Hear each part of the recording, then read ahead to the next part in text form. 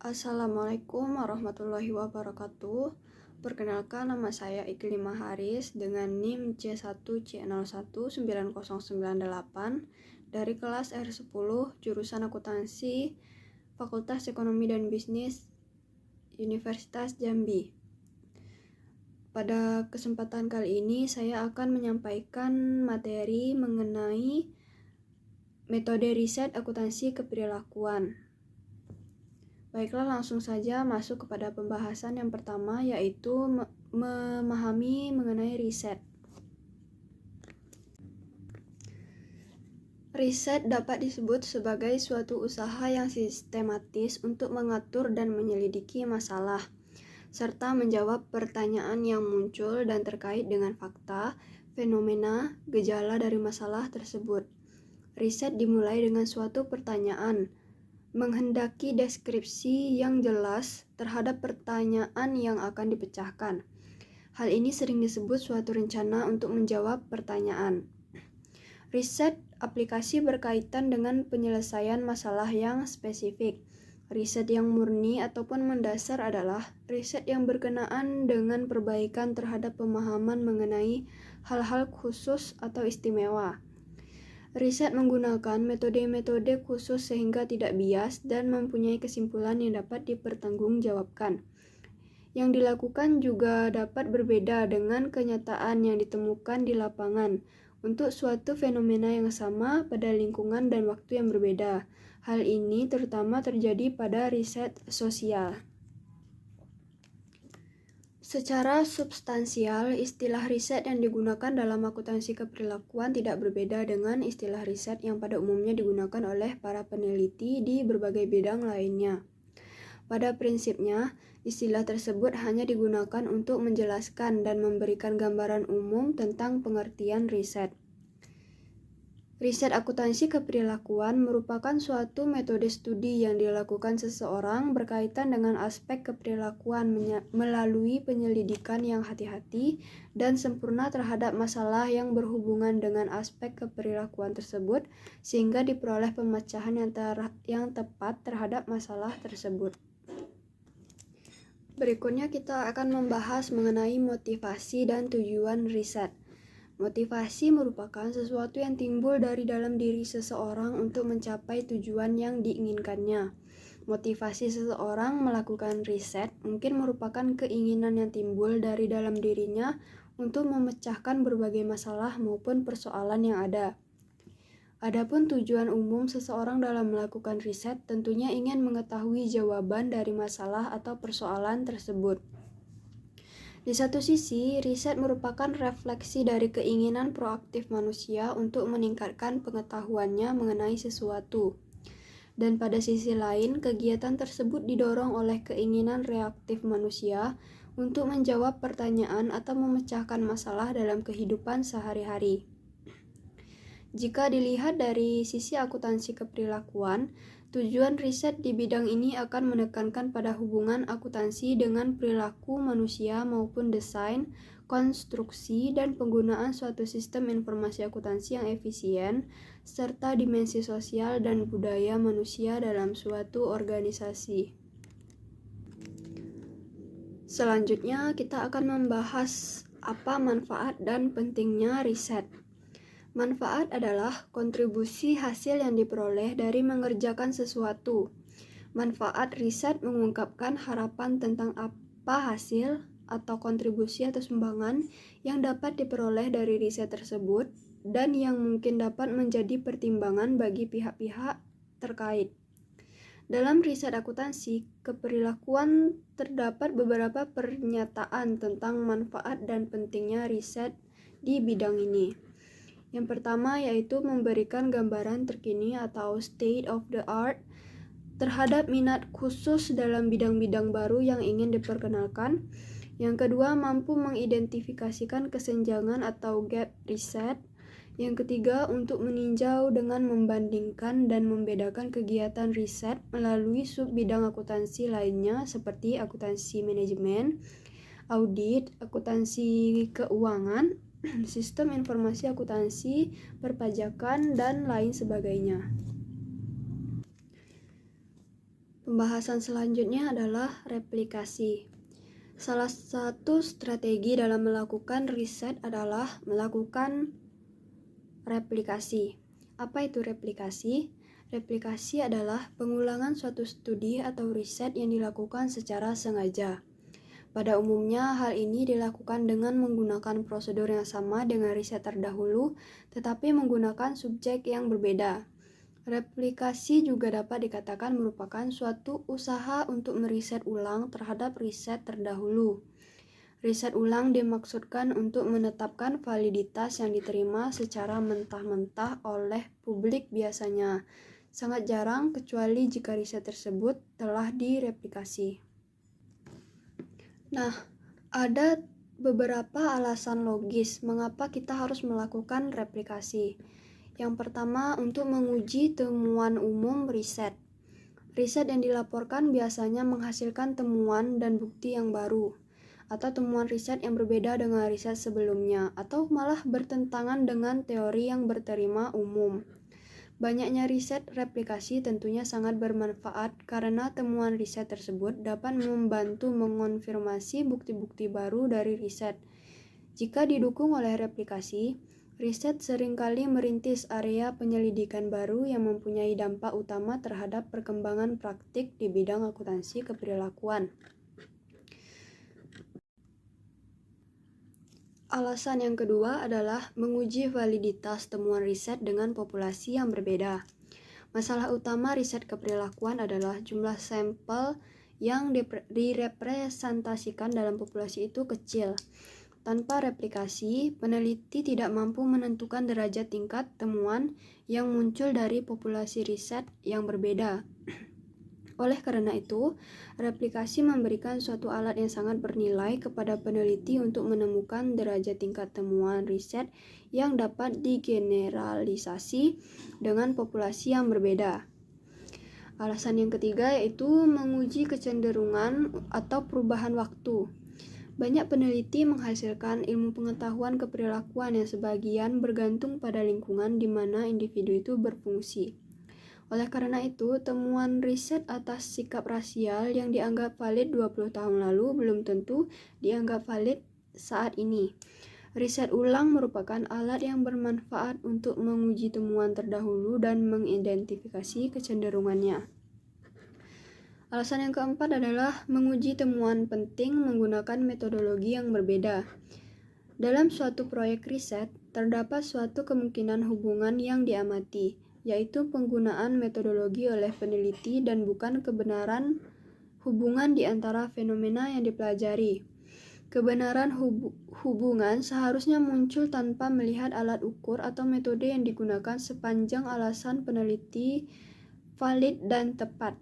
Oleh karena itu, replika ini sangat bermanfaat pada repetisi riset dengan metodologi yang berbeda. Kesimpulannya adalah replikasi memberikan banyak dasar kepada kita untuk menilai validitas dari temuan riset meskipun hanya satu riset yang tersedia. Terdapat beberapa kecenderungan pada tahun-tahun belakangan ini untuk menghasilkan lebih banyak replikasi di bidang riset keperilakuan. Pembahasan berikutnya adalah pengenalan masalah atau mengenali masalah. Riset umumnya mencakup dua tahap, yaitu penemuan masalah dan pemecahan masalah. Penemuan masalah dalam riset meliputi identifikasi bidang masalah, penentuan atau pemilihan pokok masalah, dan perumusan atau formulasi masalah. Sedangkan penentuan masalah merupakan tahap riset yang paling sulit dan krusial karena masalah riset mempengaruhi strategi yang diterapkan dalam pemecahan masalah. Dengan mengingat kesulitan itu dapat diajukan suatu prinsip mendasar, yaitu jika kita ingin memecahkan suatu masalah, kita harus mengetahui hal apa yang menjadi masalahnya. Sebagian besar pemecahannya terletak pada kemampuan dan pengetahuan kita tentang hal yang sedang kita kerjakan. Sebagian lainnya terletak pada pengetahuan tentang sifat hakikat dari masalah tersebut, khususnya tentang sifat hakikat masalah ilmiah. Selanjutnya, bagaimana kita menyatakan bahwa pernyataan terhadap masalah yang ditanyakan sudah dikatakan baik? Untuk memastikan baik tidaknya masalah yang dipilih dan diajukan untuk diteliti, peneliti sebaiknya menguji masalah tersebut terlebih dahulu dengan mengajukan pertanyaan penjajakan. Contohnya adalah yang pertama, apakah masalah tersebut dapat dijawab secara efektif melalui proses riset? Selanjutnya, apakah dapat dikumpulkan data relevan yang diperlukan untuk menjawab masalah riset tersebut? Yang kedua, apakah nilai temuan riset tersebut cukup berarti? Apakah terkandung hal penting dalam masalah tersebut? Apakah pemecahan jawaban atau penemuannya memberikan sesuatu kepada khazanah teori atau praktik di bidang akuntansi keperilakuan? Jika tidak, bukankah ada masalah lain yang lebih bernilai dan menanti untuk diteliti? Yang ketiga, apakah masalah tersebut merupakan masalah baru? Apakah masalah tersebut belum pernah diteliti sebelumnya? Agar tidak terjadi pengulangan yang tidak perlu, studi lain yang pernah dilakukan perlu diketahui terlebih dahulu. Dalam kaitan ini, bukan berarti tidak ada nilai atau harga dari riset ulang terhadap masalah yang pernah diteliti sebelumnya. Yang keempat, apakah masalah tersebut memungkinkan untuk diteliti? Dalam hal ini, termasuk kesesuaian masalah itu sendiri dengan latar belakang peneliti. Berikutnya kita akan membahas mengenai menyatakan dasar permasalahan. Cara yang paling bermanfaat dalam pendekatan proses riset adalah menyatakan dasar permasalahan. Dasar permasalahan dimulai dari usaha untuk mengembangkan pertanyaan-pertanyaan keperilakuan dengan memerinci pertanyaan dasar ke pertanyaan-pertanyaan yang lebih khusus. Setelah peneliti benar-benar memahami cara membuat pertanyaan riset melalui proses, tugas berikutnya adalah memahami cara merumuskan pertanyaan riset. Tahapan pertama dimulai dari cara menemukan permasalahan akuntansi keperilakuan. Pada bagian ini, peneliti mengidentifikasi gejala-gejala yang berkaitan dengan masalah maupun kesempatan. Tahapan kedua adalah menemukan pertanyaan akuntansi keperilakuan. Pada bagian ini, peneliti mengumpulkan informasi penyelidikan, dan tahapan ketiga adalah menemukan pertanyaan riset. Pada bagian ini, beberapa pertanyaan riset dirumuskan. Setiap pertanyaan merupakan alternatif tindakan. Pembahasan berikutnya adalah sumber penemuan masalah. Sumber penemuan masalah dalam riset akuntansi keperilakuan dapat ditelusuri dari berbagai aspek. Secara umum, sumber penemuan masalah pada bidang ini dikelompokkan ke dalam dua faktor. Yang pertama, faktor yang dihasilkan dari pengalaman pribadi peneliti atau yang disebut pendekatan empiris.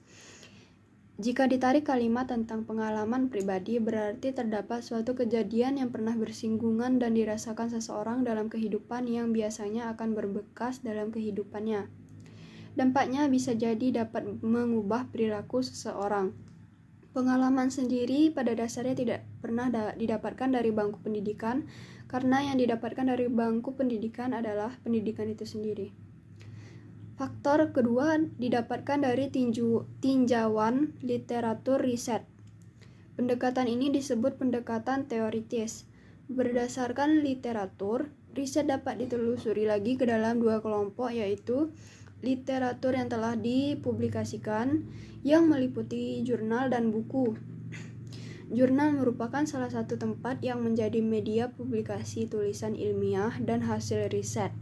Hasil tulisan ilmiah ini dapat dijadikan rujukan awal untuk memperkuat masalah riset yang dirumuskan. Sedangkan buku merupakan gudang ilmu dan dapat dijadikan sebagai sumber informasi bagi peneliti dalam menemukan masalah riset. Buku biasanya dijadikan sebagai acuan atau panduan bagi kalangan akademis dalam menjalankan proses pendidikan.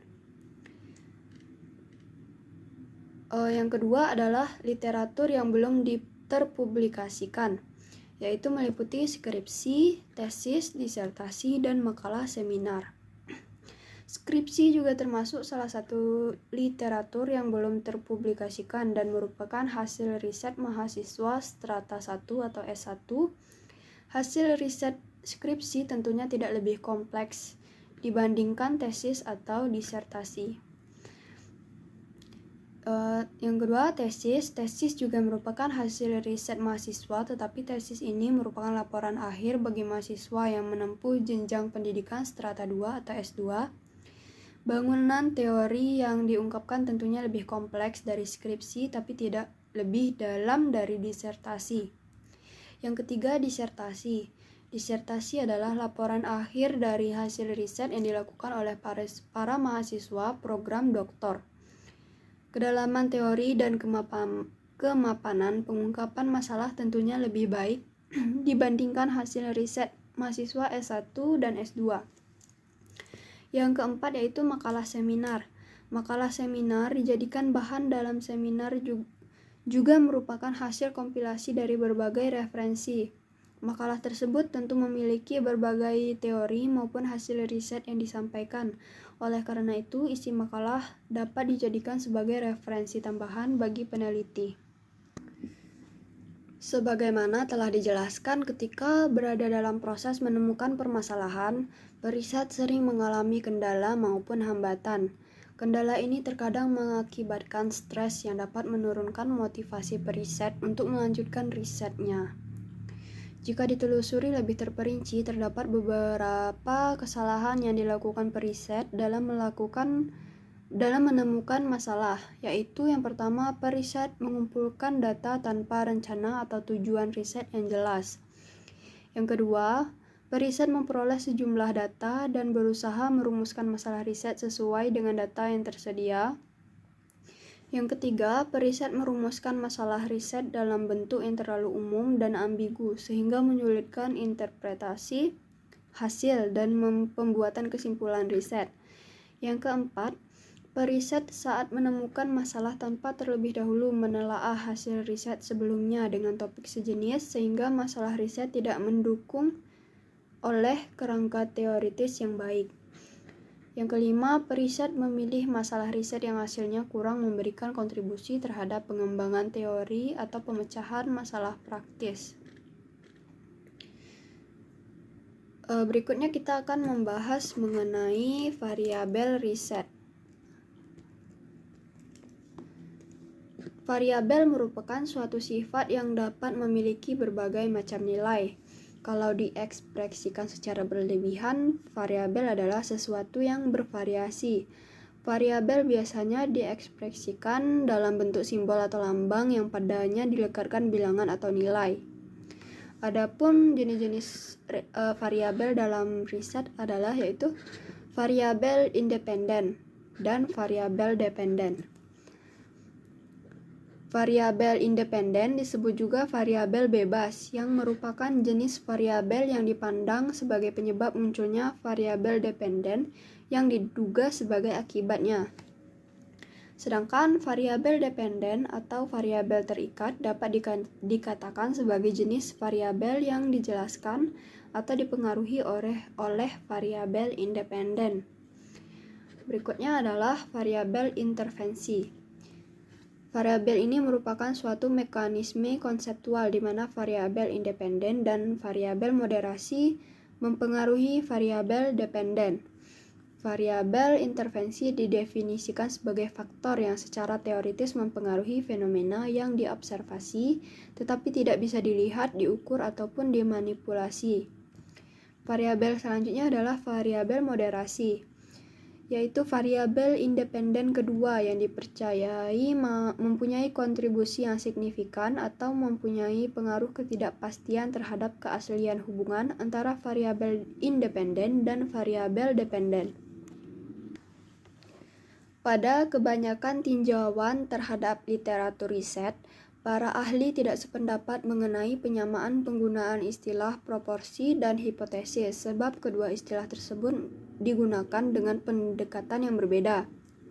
Di sini proposisi didefinisikan sebagai suatu pernyataan tentang konsep yang dapat dipertimbangkan. Proposisi dapat menjadi sebuah kebenaran atau juga sebuah kebohongan apabila mengacu pada fenomena yang diobservasi, di mana proposisi diformulasikan untuk diuji secara empiris sebagai hipotesis.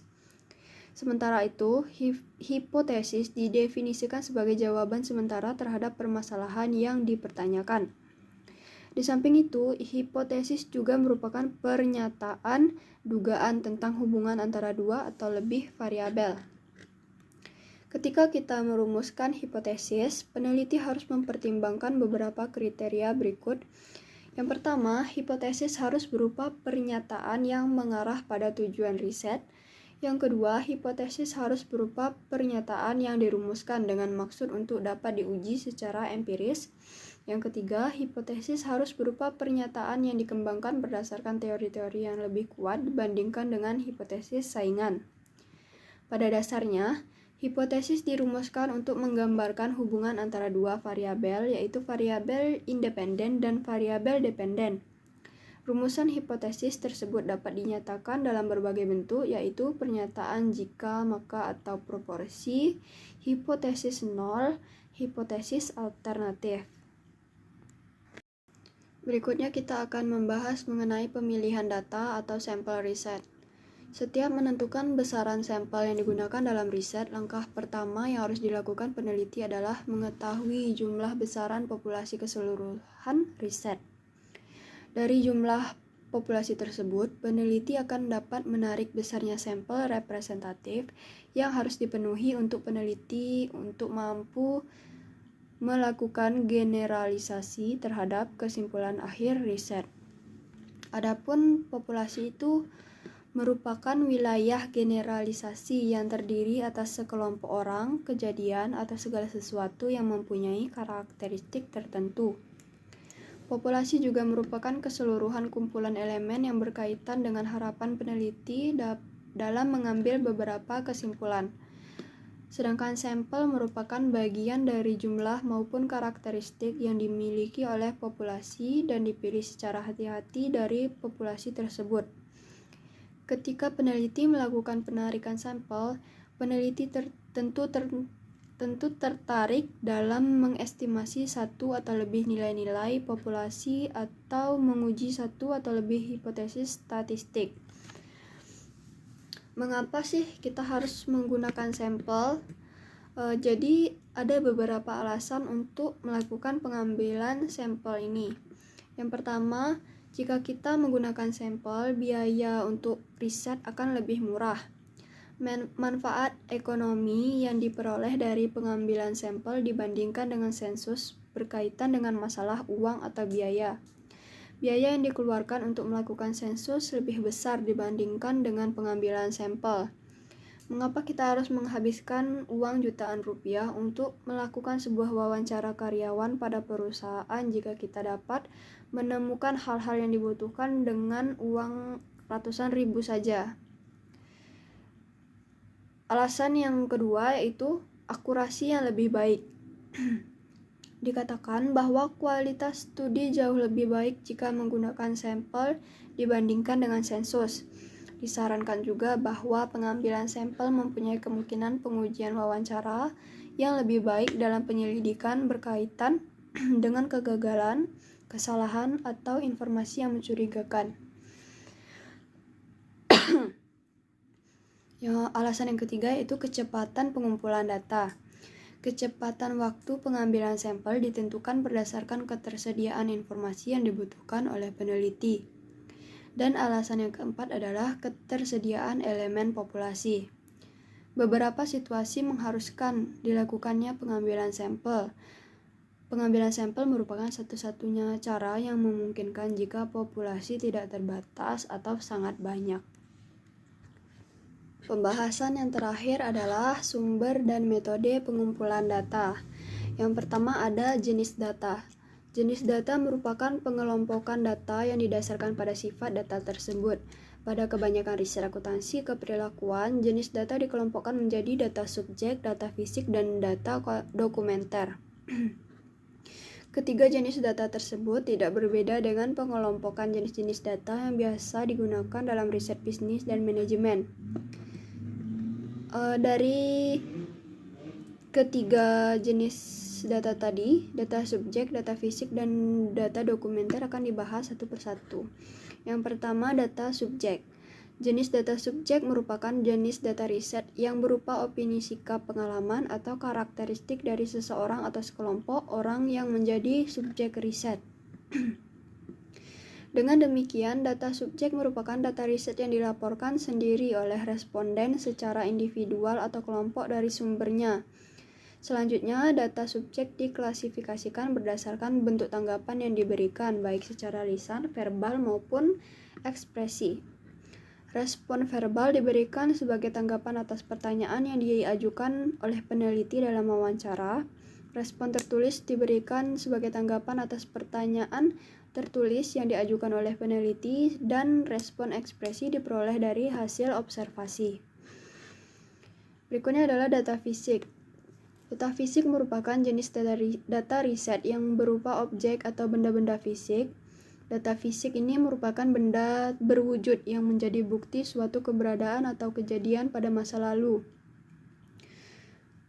Berikutnya adalah data dokumenter. Data ini merupakan jenis data riset yang antara lain berupa faktur, penjualan, surat notulen, hasil rapat, memo, atau dalam bentuk laporan program. Data dokumenter memuat apa dan kapan suatu kejadian terjadi. Berikutnya kita akan membahas mengenai sumber data. Sumber data dapat dikatakan sebagai awal dari mana data berasal dan merupakan faktor penting yang menjadi pertimbangan pada setiap penentuan metode pengumpulan data.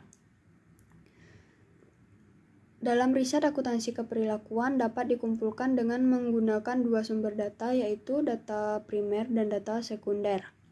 Data primer merupakan sumber data yang diperoleh secara langsung dari sumber asli atau pihak pertama. Dan data sekunder merupakan sumber data riset yang diperoleh peneliti secara tidak langsung melalui media perantara. Data sekunder umumnya berupa bukti catatan atau laporan historis yang telah disusun dalam arsip yang dipublikasikan dan yang tidak dipublikasikan. Manfaat data sekunder adalah lebih meminimalkan biaya dan waktu pengklasifikasian permasalahan, menciptakan tolak ukur untuk mengevaluasi data primer, dan memenuhi kesenjangan informasi. Baiklah, itulah yang dapat saya sampaikan mengenai metode riset dalam akuntansi keperilakuan.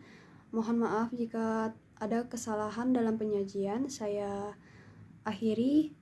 Assalamualaikum warahmatullahi wabarakatuh.